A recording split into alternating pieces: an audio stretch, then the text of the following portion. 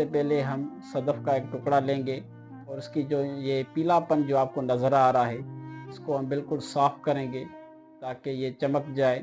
उसके लिए हम इसको एक प्लास्टिक के डब्बे में डालेंगे और उसमें हम जो सादा-सा पानी जो होता है पीने वाला, वो हम शामिल करेंगे।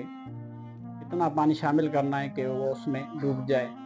उसके बाद हम जो तेज़ाब होता है, जो सोनारे वाले लोग जो इस्तेमाल करते हैं, वो तेज़ाब हम लेंगे और उसमें सिर्फ़ 1 या 2 कतरे डालने, ज़्यादा नहीं।